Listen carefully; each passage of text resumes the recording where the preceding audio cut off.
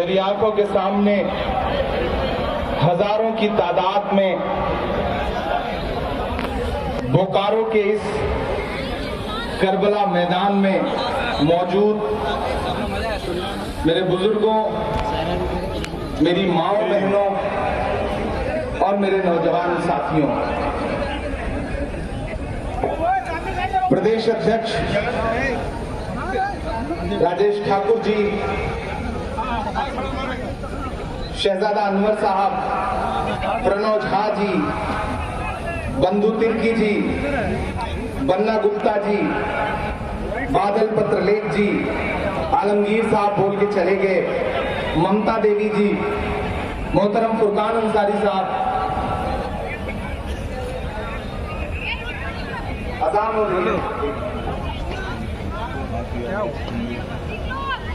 हम आएंगे थोड़ा देर में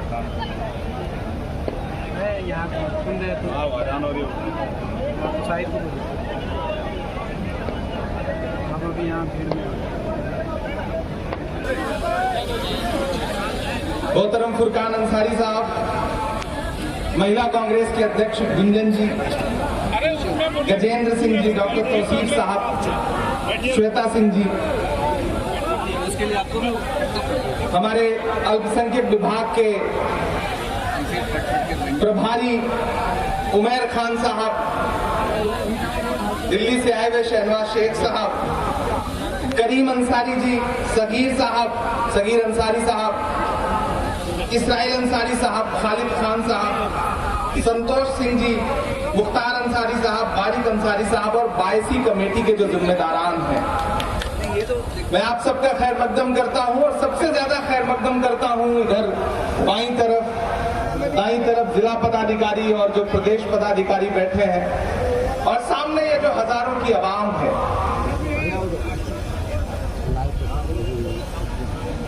दोस्तों, आपके बीच का एक बेटा, आपका अपना, जब मेरे पास मंजूर अंसारी साहब के नाम का प्रपोजल आया और प्रदेश अध्यक्ष जी के साथ साथ सूबे के कई अच्छे लीडरों ने मुझसे कहा कि एक जुझारू आदमी है, अगर इन्हें आप प्रदेश चेयरमैन बनाएंगे तो पूरे प्रदेश में अल्पसंख्यक विभाग मजबूत हो सकता है। मैंने बड़ी जांच परख की और जांच परख करने के बाद मैंने उनके नाम पे मुहर लगाई और कांग्रेस पार्टी ने जब उनके नाम का नोटिफिकेशन जारी किया और उसके बाद जो आवाम में मैंने उनके लिए मोहब्बत देखी, उससे यह तय होता है कि मंजूर अंसारी को झारखंड अल्पसंख्यक विभाग का प्रदेश चेयरमैन बनाने का फैसला बहुत शानदार और बहुत अच्छा है। आप 4:30 बजे से 5 बजे से यहां हजारों की तादाद में इकट्ठा हैं। 8:15 बज रहे हैं। मैं भी कोशिश करता हूं कि आपसे थोड़ी देर गुफ्तगू कर लूं। कोई खुशबू न कोई फूल न कोई रौनक, कोई खुशबू न कोई फूल न कोई रौनक, उस पे कांटों की जहालत नहीं देखी जाती। हमने खोली थी इसी बाग में अपनी आंखें, हमसे इस बाग की हालत नहीं देखी जाती। बोकारो वालों, आप भारत जोड़ो सम्मेलन में यहां खड़े हैं। मैं कल श्रीनगर में था प्रेस कॉन्फ्रेंस करने के लिए। कल शाम में देर शाम श्रीनगर से लौटा, उससे पहले केरल में था, उससे पहले तमिलनाडु में था, उससे पहले बिहार के किशनगंज में था। लेकिन मुझे इंतजार था कि करबला के मैदान में चला जाए, सिवंडी के, और आवाम से मुलाकात की जाए। आपके शहर की बहुत तारीफें सुना करता था। स्टील का शहर बोकारो। प्रणव झा जी हमारे साथी बैठे हैं, इनसे बहुत देर बात होती रही इस शहर को लेकर के। इस शहर के अपने दर्द हैं और इस शहर की अपनी मोहब्बतें हैं। मैं जानता हूं कि इस शहर ने बड़ी कुर्बानियां दी हैं। हजारों लोग इस भीड़ में ऐसे भी मौजूद होंगे जिन्होंने बड़ा दर्द झेला है। मैं आज थोड़ी देर आपसे बात करने के लिए खड़ा हूं और एक ऐसा पैगाम लेकर के आपके बीच में खड़ा हूं, एक ऐसा पैगाम जिसे देने के लिए हमारे नेता राहुल गांधी गांधी जी कन्याकुमारी से कश्मीर 4000 किलोमीटर पैदल चले। 4000 किलोमीटर, 4000 किलोमीटर। मैं उनके कंधे से कंधा मिलाकर चल रहा था। यहाँ उमर खान और शहनवाज साहब बैठे हैं, ये दोनों लोग भारत यात्री थे। ये राहुल गांधी जी के कंधे से कंधा मिलाकर ये भी 4000 किलोमीटर चल रहे थे। मैंने देखा कि बीच में राजेश ठाकुर जी, आलमगीर साहब और यहाँ की पूरी कमेटी, शहजादा अनवर साहब, ये लोग भी बीच में आए, इन्होंने भी यात्रा को ज्वाइन किया। मैं पहले दिन से राहुल गांधी को चलते हुए देख रहा था और हर दिन मुझे ऐसा लग रहा था कि जैसे राहुल जी कह रहे हो कि चांद में ढलने, सितारों में निकलने के लिए, चांद में ढलने, सितारों में निकलने के लिए मैं तो सूरज हूं, बुझूंगा भी तो जलने के लिए। मैं तो सूरज हूं, बुझूंगा भी तो जलने के लिए।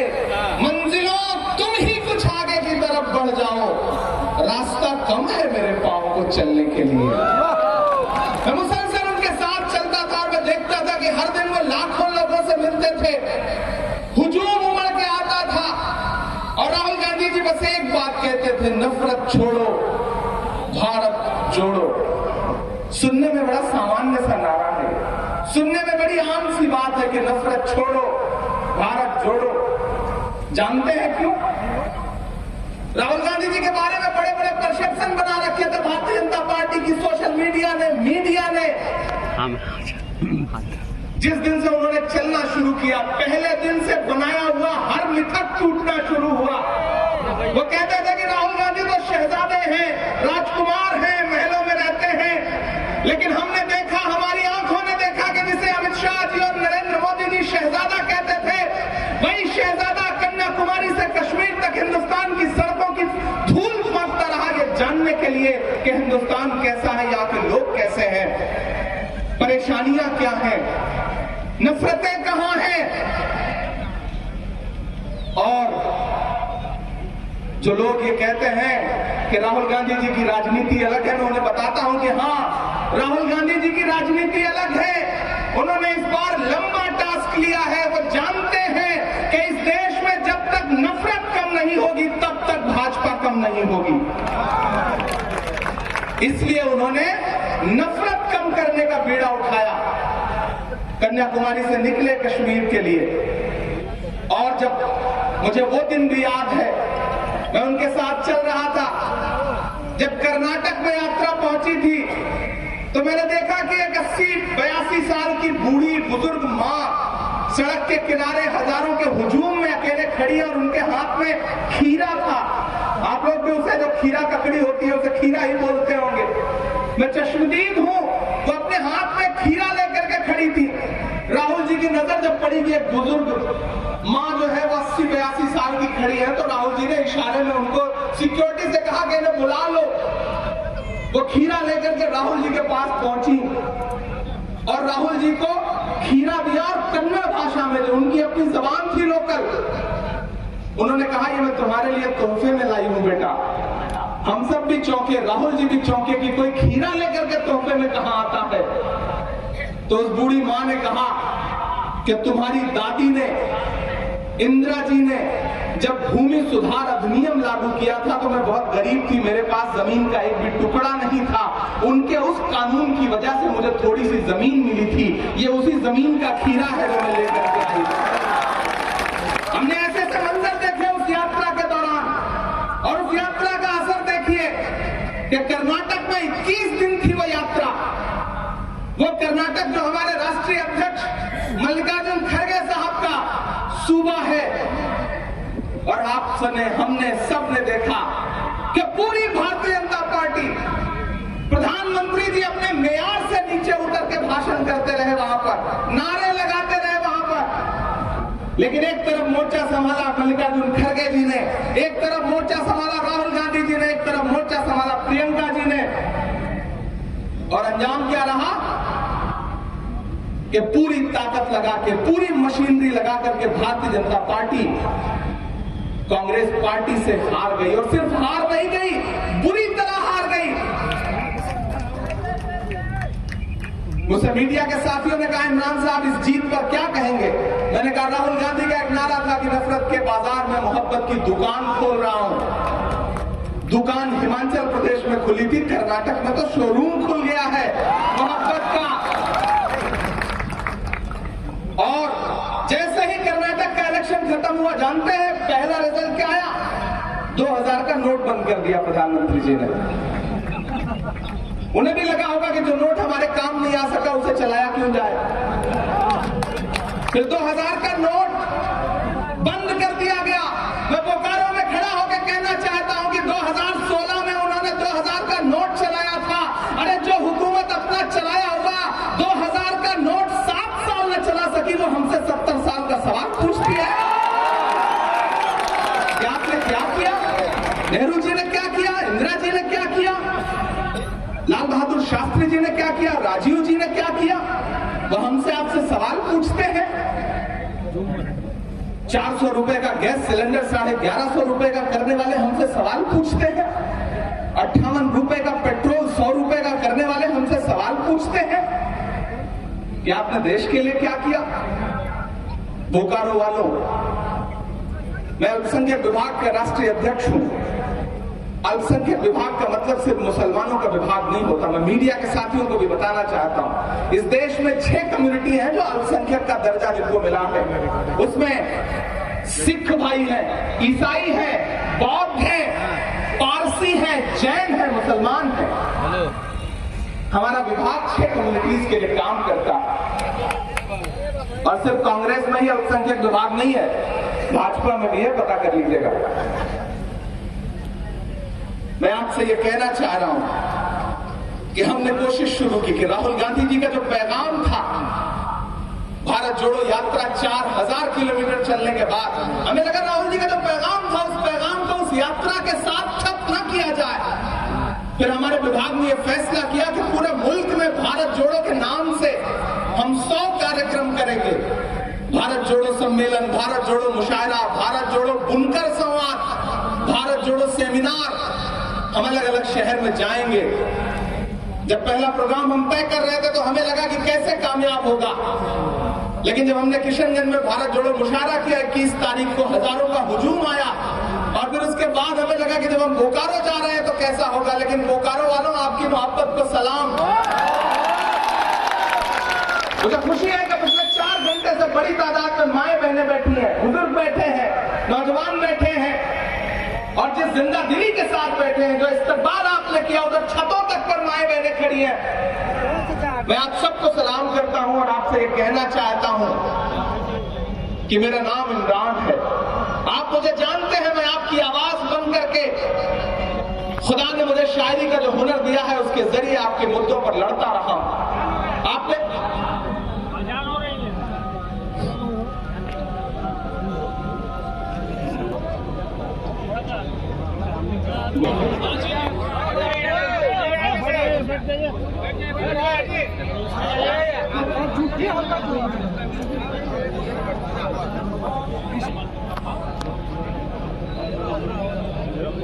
आप ही बता दीजिएगा।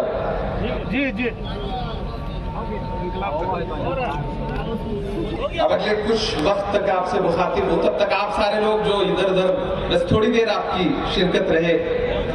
इसी थके हुए दस्ते तलब से मांगते हैं, जो मांगते नहीं रब से वो सबसे मांगते हैं। इसी थके हुए दस्ते तलब से मांगते हैं, जो मांगते नहीं रब से वो सबसे मांगते हैं। वो भीख मांगता है हाकिमों के लहजे में, हम अपने बच्चों का हक भी अदब से मांगते हैं। सिवंडी वालों, बोकारो वालों, झारखंड वालों, हम उस पैगाम को लेकर के आपके बीच में आए हैं जिस पैगाम का असर अभी पिछले दिनों आपने कर्नाटक में देखा है। मैं जानता हूं कि आप मुझे बतौर शायर जानते रहे हैं, आपने मेरी नज़्में सुनी है, आपने देखा है कि जब मैं नजीब की माँ के आंसुओं को अपने नज़्मों का हिस्सा बनाता था तो मेरे साथ आप भी रो दिया करते थे। मैंने देखा है कि जब मैं आपके लिए नज़्में पढ़ता था, मदरसे के लिए नज़्में पढ़ता था, तो आप भी मेरे साथ दुआएं करते थे, मेरे लिए गुनगुनाते थे आप। मैं आपकी आवाज बनकर के मुसलसल बोलता रहा हूं। मैं डरा नहीं, मैं झुका नहीं, कहीं छुप छुपा के खड़ा नहीं। जो डटे हुए हैं महाज पर मुझे उन सफों में तलाश कर। मैं सिर्फ माइक पर खड़ा होकर के आपके लिए आवाज बुलंद नहीं कर रहा था।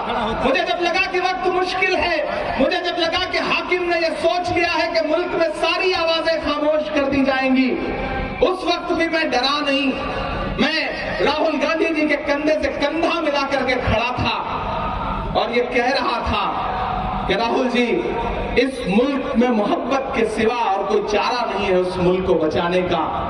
नफरत के खात्मे के लिए मैं आपके कंधे से कंधा मिलाकर चल रहा हूं और मुझे खुशी है कि उस मोहब्बत के पैगाम का जो संदेशा और जो उसका असर कर्नाटक में हुआ है, अभी तमाम वक्ताओं ने अपनी बातों में उसका जिक्र किया। मैं जानता हूं आप भाषण सुन सुन के बहुत थक गए। मैं बीच बीच में आपको थोड़ी शायरी भी सुनाऊंगा, थोड़ा भाषण भी सुनाऊंगा। मैं आपका बहुत ज्यादा इम्तिहान नहीं लूंगा। मैं जानता हूं आप बहुत थके हुए लोग हैं, बहुत थक गए हैं, कई घंटे से बैठे हैं। कि हर भारत वासी की चाहत जीत गई कर्नाटक में, जीत गई कर्नाटक में। अगर नहीं थके तो फिर मुझे बताइए कि नहीं थके, वरना मैं समझूंगा कि थक गए। कि हर भारतवासी की चाहत जीत गई कर्नाटक में, जीत गई कर्नाटक में। हर भारतवासी की चाहत जीत गई कर्नाटक में। नफरत हारी और मोहब्बत जीत गई कर्नाटक में। हर भारतवासी की चाहत जीत गई कर्नाटक में, जीत गई कर्नाटक में। अब तैयार रहिएगा। अब मुझे लगे कि मैं करबला के मैदान में खड़ा हूं, सिवंडी में खड़ा हूं, बोकारो में खड़ा हूं। कि नफरत छोड़ो भारत जोड़ो वाला नारा जीत गया। यहां से वहां तक तैयार रहिएगा, दिल्ली तक पहुंचाइएगा अगले मिसरे के शोर को। कि नफरत छोड़ो भारत जोड़ो वाला नारा जीत गया। लाखों वाले सूट से एक टी शर्ट हमारा जीत गया।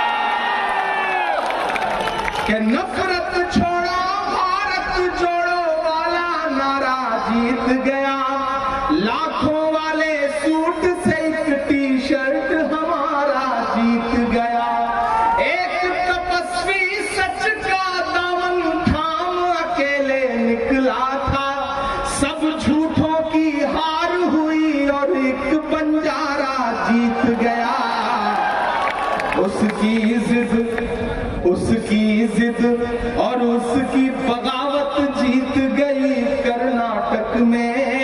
नफरत हारी और मोहब्बत जीत गई कर्नाटक में।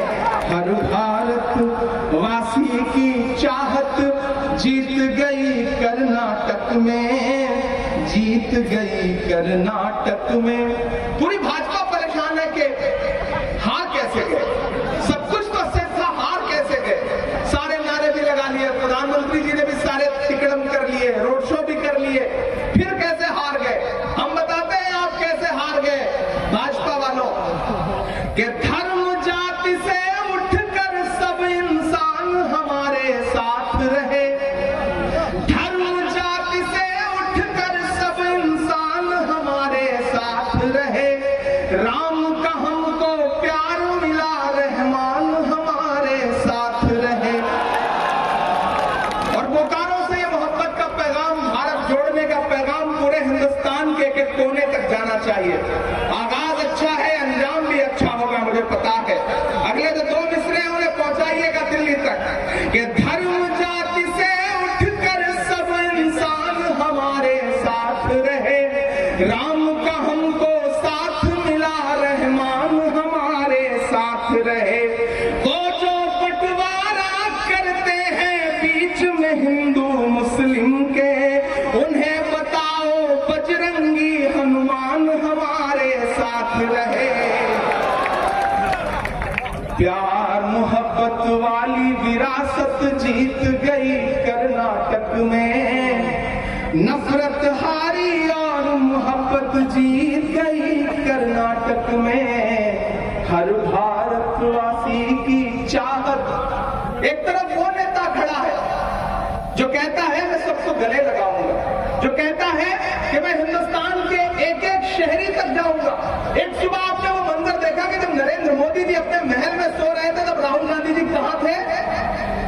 चंडीगढ़ से अंबाला के रास्ते में ट्रक में बैठ करके ट्रक ड्राइवरों से बात कर रहे थे। एक सुबह हम सोकर उठे तो हमने देखा कि राहुल गांधी जी कहाँ हैं? दिल्ली के मुखर्जी नगर में जा करके यूपीएससी की आईएएस आईपीएस की तैयारी करने वाले बच्चों के बीच में बैठकर उनसे बात कर रहे हैं।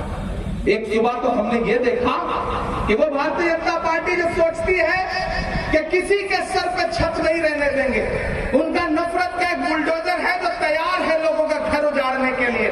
लेकिन हमारी आंखों ने देखा कि एक सुबह ऐसी थी जब राहुल गांधी दिल्ली की शकूर बस्ती में जाकर के उन झुग्गी झोपड़ी वालों के बीच में बैठे थे जिनके सरों पर छत नहीं है। हमारे पास एक ऐसा नेता है और एक तरफ ऐसे लोग हैं कि आज नई संसद का उद्घाटन कर रहे थे। अभी मैं बन्ना गुप्ता जी को सुन रहा था, वो आयतें पढ़ रहे थे, तब मुझे लगा कि मुझे ये बात कहनी चाहिए। एक तरफ प्रधानमंत्री जी उद्घाटन कर रहे थे नई संसद का, सिर्फ एक फ्रेम, एक चेहरा। मैं झारखंड में खड़ा हूं, मैं आदिवासी अस्मिता को समझता हूं, मैं झारखंड के एक एक बच्चे की पीड़ा को समझता हूं कि प्रधानमंत्री जी ने हमारी महामहिम राष्ट्रपति द्रौपदी मुर्मू जी को क्यों नहीं बुलाया। मैं मीडिया के साथियों से भी कहना चाहता हूं कि हां, हमने संसद भवन के उद्घाटन समारोह का बहिष्कार किया और सिर्फ कांग्रेस ने नहीं बल्कि इस देश की 21 पार्टियों ने बहिष्कार किया।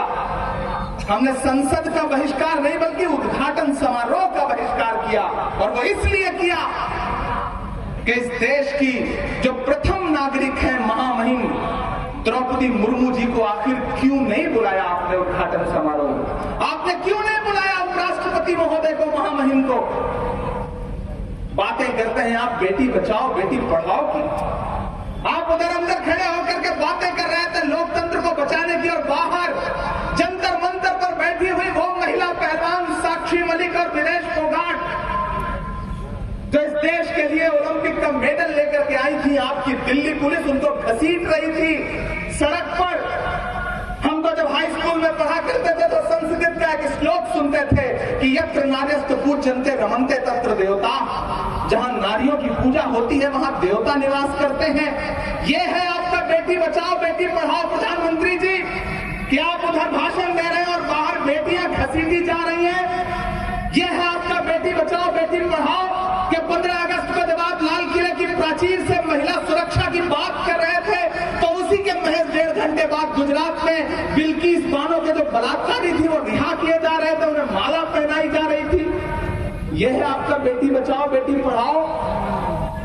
राहुल गांधी जी ने आपसे क्या सवाल पूछा? उनका सवाल था कि 20,000 करोड़ जो अडानी की कंपनियों में लगाए गए हैं वो किसके हैं? जवाब दे सरकार। जानते हैं राहुल गांधी जी के साथ क्या सलूक किया गया?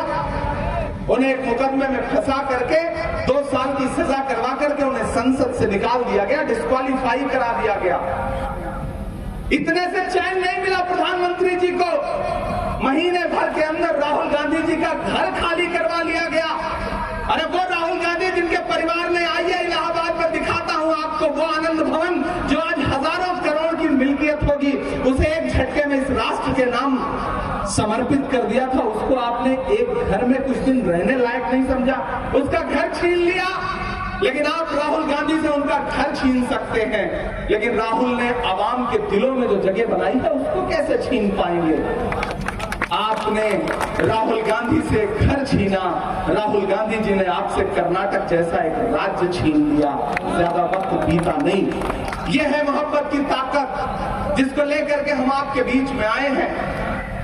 और झारखंड वालों, हम आपसे ये कहना चाहते हैं, मैं अल्पसंख्यक विभाग का राष्ट्रीय अध्यक्ष होने के नाते ये बात कह रहा हूं, बहुत सारे लोग आपके बीच में आएंगे, आपको बरगलाएंगे, आपको ये बताएंगे कि कांग्रेस ने किया आपके लिए आज तक क्या। आप सबके बीच ये सवाल आता है कांग्रेस ने आखिर किया ही आपके लिए क्या, और आप भी चुप रह जाते हैं, आप जवाब नहीं दे पाते। मैं नई नस्लों आपसे कहना चाहता हूं कि आप जब कोई कहे कि कांग्रेस ने आपके लिए किया क्या, अल्पसंख्यकों के लिए किया क्या, तो पलट के जवाब देना, उन्हें बताना कि वो कांग्रेस ही है जिसने डॉक्टर जाकिर हुसैन को इस देश का राष्ट्रपति बनाया।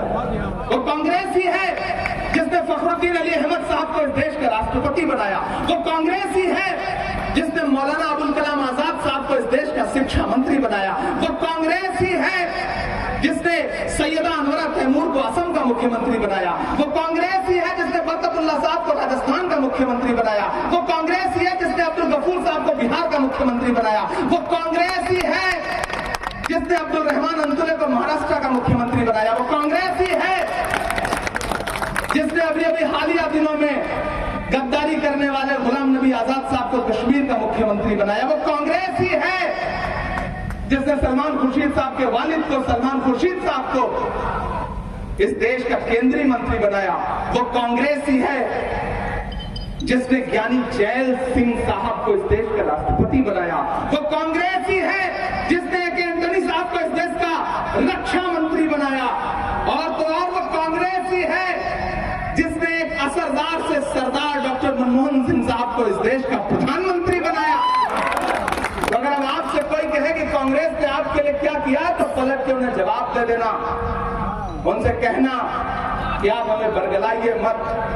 हमें पता है कि बंटने का नुकसान क्या होता है। हमें पता है फुटकर बंटने का नुकसान क्या होता है। जुड़ के चलना है, मोहब्बत का पैगाम लेकर के चलना है, सबको इकट्ठा करना है।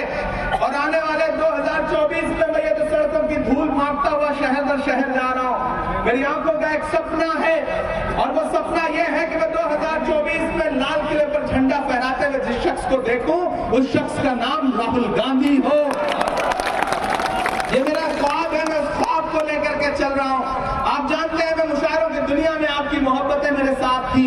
आप जानते हैं आप बहुत प्यार लुटाते थे, लेकिन मैं वो सब एक तरफ रख करके क्यों शहर दर शहर सियासी गलियारे की खाक छान रहा हूं, क्योंकि मैं जानता हूं मुल्क के जो हालात हैं, अगर ऐसे में हम चुप रहे तो आने वाली नस्लें हमसे पूछेंगी कि जब जमहूरियत को कुचला जा रहा था, जब आईन को पामाल किया जा रहा था, जब संविधान को लूटा जा रहा था, ऐसे में तुम कहां थे? तब मैं उनसे कह सकूं कि नहीं, मैं खामोश नहीं था, मैं चुप नहीं था, मैं अपने घर के किसी एसी के कमरे में सुकून से बैठा नहीं था, बल्कि मैं डट करके हाकिम वक्त की आंख से आंख मिला करके पार्लियामेंट से लेकर के सड़क तक खड़ा होकर के उनसे कह रहा था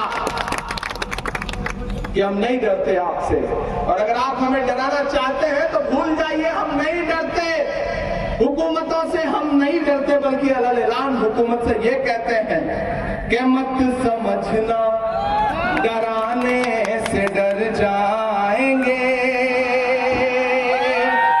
उधर जो लोग बैठे हैं, जो स्क्रीन में देख रहे हैं, उनसे भी गुजारिश है कि स्क्रीन छोड़ के इधर देखिए। लोग कहते हैं कि मैं लाइव ज्यादा ठीक लगता हूं, तो इधर देखेंगे आप तो ज्यादा ठीक रहेगा। इधर के भी साथियों से गुजारिश है शिरकत करें। मैं चाहता हूं कि अगले 20-25 मिनट आपसे मुखातिब रहूं और आपको कुछ सुना के भी जाऊं, ताकि आपको ये न लगे कि इमरान आया था और शायरी नहीं सुनाया, बल्कि बहुत सारा भाषण फैला के गया। कि मत समझना डराने से डर जाएंगे। मैं इन दिनों मौलाना आजाद साहब को बहुत पढ़ रहा हूं। जब मुझे लगता है कि मैं दिल से दर्द महसूस कर रहा हूं, तो मैं उनका एक भाषण सुनता हूं। 1947 में जब जामा मस्जिद की सीढ़ियों पर खड़े होकर के उन्होंने तकरीर की थी, मैं उसे सुनता हूं, जिसमें उन्होंने कहा था कि आओ अहद करो ये मुल्क तुम्हारा है, आओ अहद करो कि ये मुल्क हमारा है, हम इसी के हैं और इसकी तकदीर के बुनियादी फैसले हमारे बिना अधूरे रहेंगे।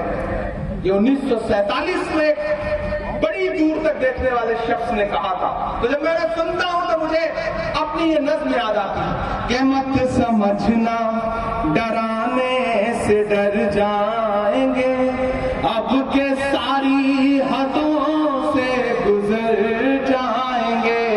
मत समझना डराने से डर जाएंगे, अब के सारी हदों से गुजर जाएंगे। मौत के नाम का खौफ देता है क्यों?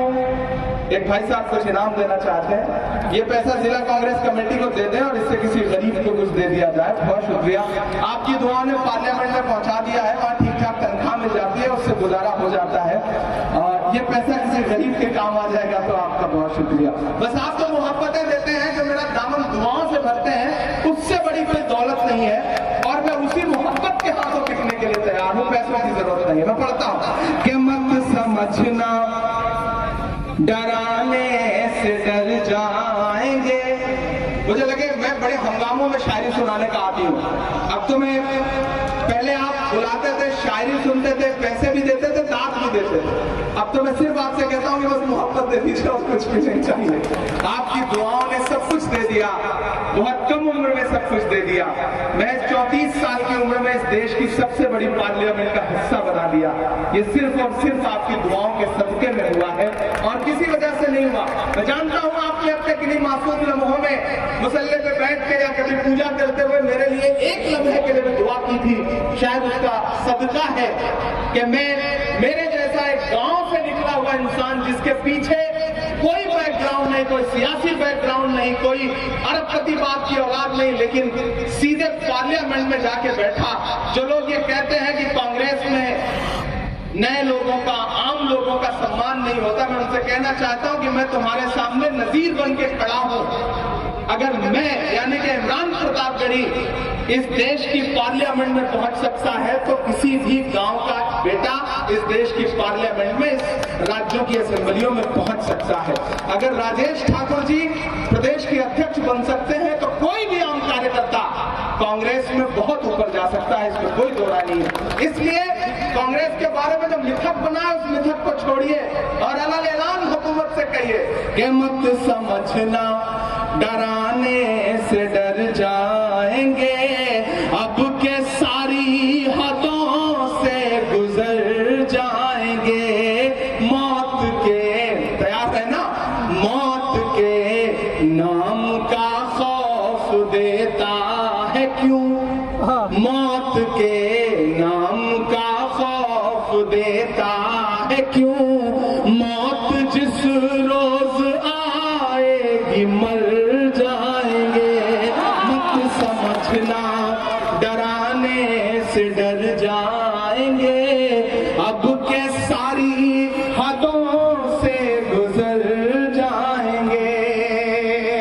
ये जितनी नफरत की बात करने वाले हैं, सुने इमरान के ये मिसरे, ये मेरी आंखों में जो झंडा लहरा रहा है, इसमें जो 3 रंग है, ये जो चारों तरफ, यहाँ जो चारों तरफ ये जो 3 रंग है, इसे जहन में रखिएगा और मेरे मिसरे सुनिएगा कि हमने ज़मज़म दिया, आबे गंगा दिया। इतनी खामोशी से काम नहीं चलेगा। मुझे लगे कि वो जज्बा है जिसके लिए बोकारो जाना जाता है कि हमने ज़मज़म दिया, आबे गंगा दिया, तुमने भारत को दंगा ही दंगा दिया। और अब तक मैं सोच के आया था कि राजनीतिक भाषण सुनने जा रहे हैं, राजनीतिक कार्यक्रम में जा रहे हैं, चुपचाप बैठेंगे, हाथ बांध के वापस लौट आएंगे।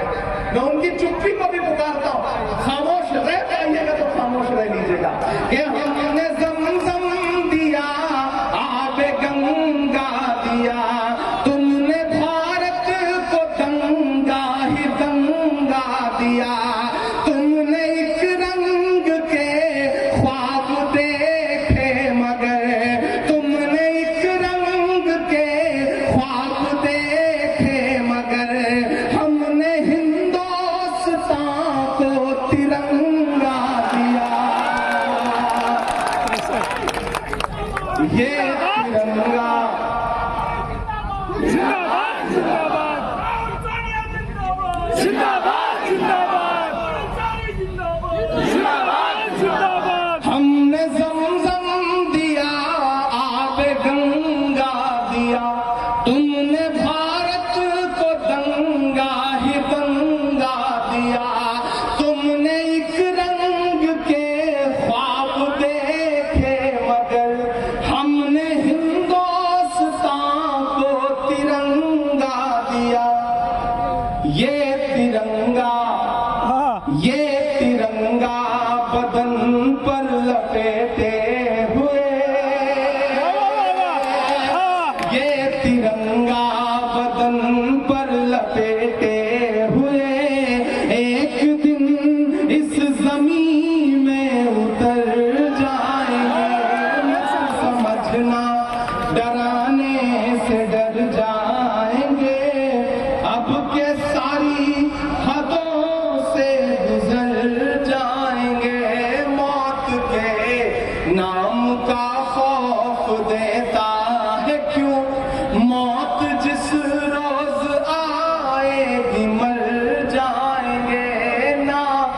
इधर जाएंगे ना उधर जाएंगे, बन के खुशबू फजा में बिखर जाएंगे। बोकारो वालों, मैं भी आने से पहले मिला था राहुल गांधी जी से, और कर्नाटक की जीत के बाद मुझे लगा वो बहुत ज्यादा खुश होंगे। तो उन्होंने मुझसे बस एक ही बात कही कि कर्नाटक की जीत अच्छी है, कार्यकर्ताओं को बधाई, लेकिन जब तक दिल्ली नहीं जीतेंगे तब तक जीत अधूरी रहेगी। उनकी जो ये जिद है, उनका जो ये जुनून है, जब मीडिया पूछती है कि इमरान साहब कर्नाटक की जीत पर आप क्या कहेंगे, तो मैं एक ही बात कहता हूं कि महाराष्ट्र, मध्य प्रदेश और कर्नाटक तीन वो बड़े स्टेट थे जहां भारतीय जनता पार्टी ने लोकतंत्र को लूट करके सरकार बनाई थी। कर्नाटक का रिजल्ट हमारे सामने है, आने वाले दिनों में मध्य प्रदेश का रिजल्ट उससे अच्छा होगा। और महाराष्ट्र से मैं सांसद हूं, मैं महाराष्ट्र की मिट्टी की नब्ज समझता हूं, इसलिए कह रहा हूं कि जिस दिन महाराष्ट्र में चुनाव होगा, महाराष्ट्र का रिजल्ट आएगा, उस दिन भाजपा को मुंह छुपाते नहीं कहीं मिलेगा। ये मेरा दावा है, ये मेरा वादा है आपसे। अरे तमाम मुश्किल हालातों में भी राजेश ठाकुर जी गवाह हैं। मैं दुबे जी को सुन रहा था, बुजुर्ग हमारे सरपरस्त हैं, ये सब गवाह हैं इस बात के कि जब मैं सांसद बन के आया तो हम प्रोटेस्ट कर रहे थे, हम डिटेन कर लिए जाते थे, 7-7 घंटे थाने में डिटेन रहते थे। राहुल गांधी जी 7 घंटे एक दिन डिटेन रहे, क्यों? क्योंकि वो आपके लिए आवाज उठा रहे, आपकी महंगाई पर बात करते, वो हिंदू मुसलमान की राजनीति नहीं करते। वो कहते हैं कि बुनियादी सवाल, नरेंद्र मोदी जी ने वादा किया था कि इस देश में हर साल युवाओं को 2 करोड़ नौकरियां दिया जाएगी। 9 साल सरकार के पूरे हुए, अभी कल मैं सरकार से पूछना चाहता हूं, आपके वादे के मुताबिक 9 साल में 18 करोड़ नौकरियां इस देश के युवाओं को देनी चाहिए थी, दी कितनी? जो थी वो भी छीन लिया। खुद तो 20,000 करोड़ का सेंट्रल विस्टा बनवाया और नौजवानों से कह दिया कि आपके लिए अग्निवीर योजना है, 4 साल के लिए मिलिट्री में भर्ती होना, उसके बाद जो मन करे वो करना। आपके लिए उनके दिल में बस इतनी ही जगह है। मैं तो कभी कभी मेरा मन करता है मैं उनसे कहूं कि कहां सोया है चौकीदार, कहां सोया है चौकीदार। भाइयों बहनों, याद है ना? याद है ना? भाइयों बहनों, बहुत हुई महंगाई की मार, अब की बार मोदी सरकार, बहुत हुआ नारी पर वार, अब की बार मोदी सरकार। मैं कभी कभी सोचता हूं कि प्रधानमंत्री जी जब ये अपने नारे खुद किसी दिन सुनते होंगे तब कितना हंसते होंगे, उनको कितनी हंसी आती होगी, और सोचते होंगे कि बढ़िया मूर्ख बनाया हमने लोगों को। तब मैं उनसे पूछ रहा हूं कि कहां सोया है चौकीदार, कहां सोया है चौकीदार, कहां सोया है चौकीदार, कहां सोया है चौकीदार, कहां सोया है चौकीदार, कहां सोया है चौकीदार। पेट्रोल और डीजल की कीमत रही सेंचुरी मार, कहां सोया है चौकीदार, कहां सोया है चौकीदार। गैस सिलेंडर की कीमत भी 1,000 के पार, कहां सोया है चौकीदार, कहां सोया है चौकीदार। कि चाय बेचने वाला पूरा भारत बेच रहा है। मैं नेता के साथ साथ शायर भी हूं तो मुझे थोड़ी छूट है, मैं ये सब बातें कह लेता हूं कि चाय बेचने वाला पूरा भारत बेच रहा है, इसी काम में हासिल उसे महारत बेच रहा है। रेल बिक गई, तेल बिक गया, बिका हवाई अड्डा। पूरे देश में आपको कहीं भी सफर करना हो, आपको किसी भी फ्लाइट में किसी भी एयरलाइंस का टिकट इस समय 15,000 के नीचे नहीं मिलेगा। कहा प्रधानमंत्री जी क्या कहते थे कि हवाई चप्पल पहनने वाला हवाई जहाज में यात्रा करेगा। आज स्थिति है कि आप एक दिन हवाई जहाज में यात्रा कर लो तो जूता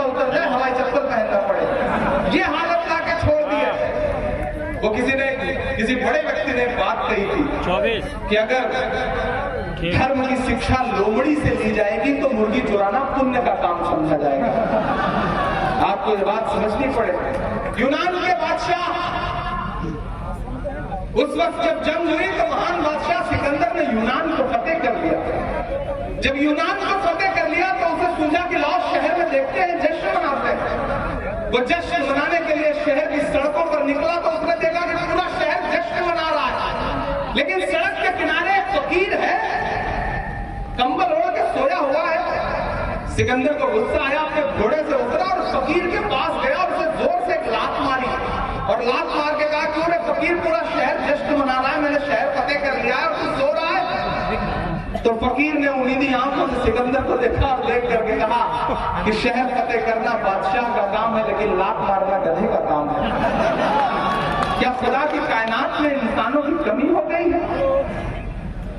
आज कभी आपको नोटबंदी की लात, कभी महंगाई की लात, हर दिन कुछ ना कुछ लात पड़ रही है गरीब जनता के पेट पर। अमीर कौन हो रहा है? उनके उद्योगपति दोस्त। अच्छे दिन मैं तो उनसे कहता हूं भाई, मोहब्बत भाईचारे के दीवाने दिन ही लौटा दो, वो सस्ती दाल सब्जी के सुहाने दिन ही लौटा दो। ये अच्छे दिन तो अंबानी अडानी को मुबारक हो, हमें ऐसा करो साहब, पुराने दिन ही लौटा दो। चाय बेचने वाला पूरा भारत बेच रहा है, इसी काम में हासिल उसे महारत बेच रहा है। कि रेल बिक गई, तेल बिक गया, बिका हवाई अड्डा, सब कुछ बिकता देख के खुश है अपने जेपी नड्डा।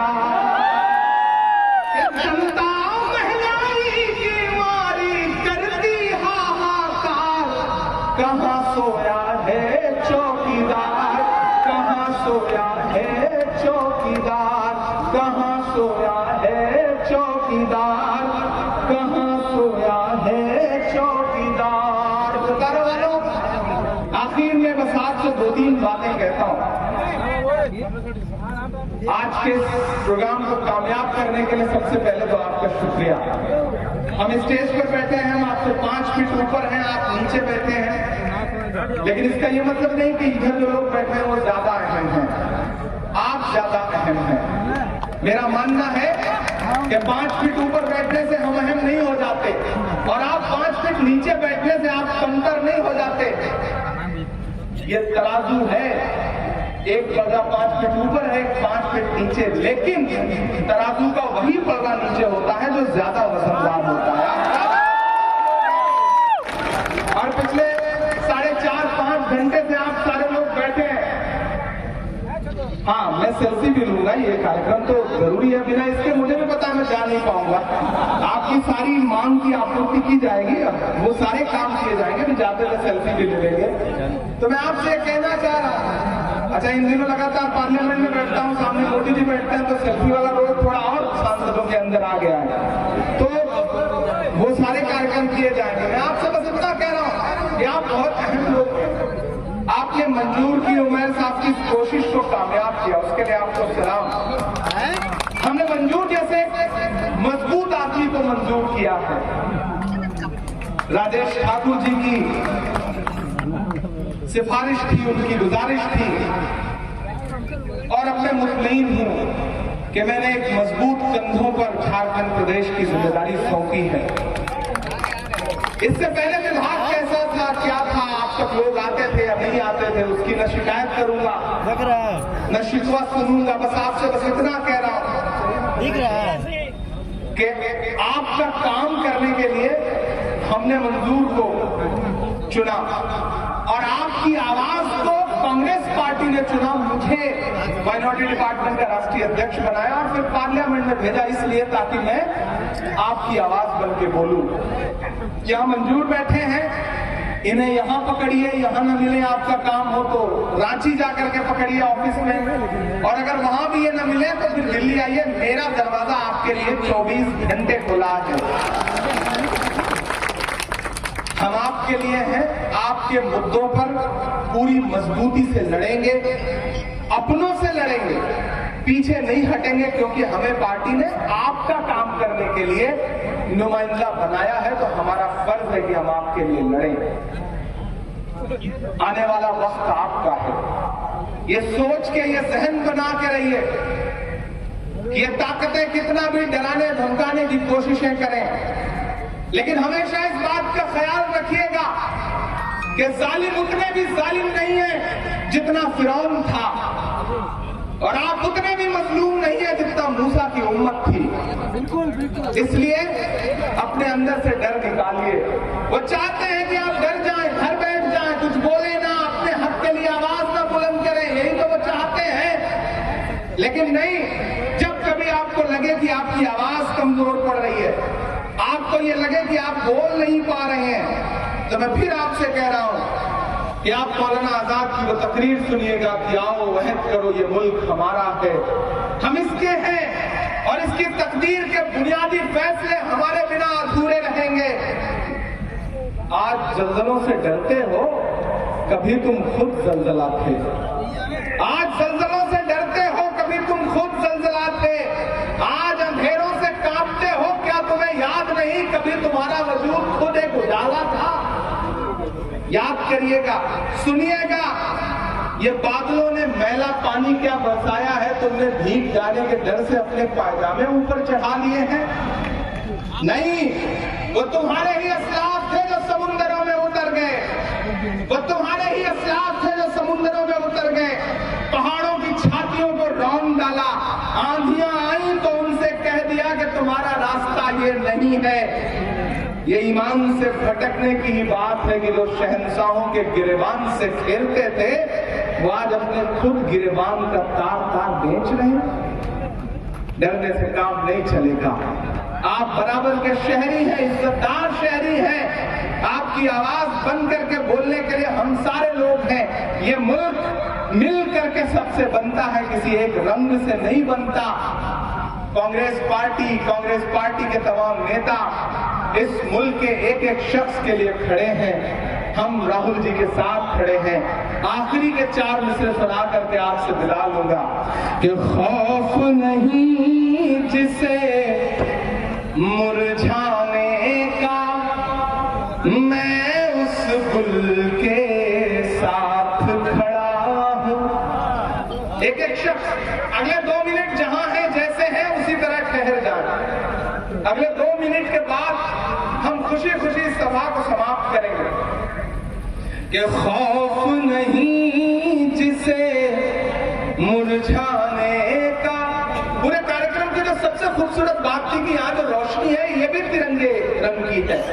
ये जो लाइट है, ये भी 3 रंग की है, इसमें हरा, सफेद, केसरिया, तीनों रंग जल रहे हैं। हम कांग्रेस है, हमारे खून में, हमारी सांसों में, हमारी धड़कनों में मोहब्बत है, तिरंगा है, जुटता है, जहती है कि खौफ नहीं जिसे मुरझाने का, मैं उस गुल के साथ खड़ा हूं।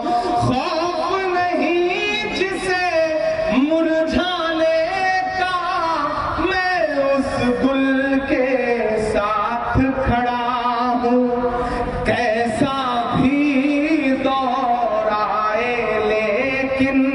मैं राहुल के साथ खड़ा हूं। कैसा भी दौर आए, लेकिन मैं राहुल के साथ खड़ा हूं। कल भी खुलकर साथ खड़ा था, आज भी खुल के साथ खड़ा हूं। कैसा भी दौर आए, लेकिन मैं राहुल के साथ खड़ा हूं। अल्पसंख्यक विभाग की पूरी टीम को, खासतौर से प्रदेश चेयरमैन को, और जो हमारे उपाध्यक्ष हैं सगीर साहब, करीम साहब, खालिद खान साहब, इन सबको बहुत मुबारकबाद देता हूं एक कामयाब भारत जोड़ो सम्मेलन के लिए। और प्रभारी उमर खान साहब को बहुत बधाई। बड़ी मेहनतों से आप लोगों ने ये कार्यक्रम सजाया, शानदार प्रोग्राम किया। एक बार फिर से आपका बहुत शुक्रिया। कहां आंसुओं की सौगात होगी, नए लोग नई बात होगी। मैं हर हाल में मुस्कुराता रहूंगा तुम्हारी मोहब्बत अगर साथ होगी। चिरागों को आंखों में महफूज रखना, बड़ी दूर तक रात ही रात होगी। मुसाफिर है हम भी, मुसाफिर हो तुम भी, किसी मोड़ पर फिर मुलाकात होगी। बहुत शुक्रिया।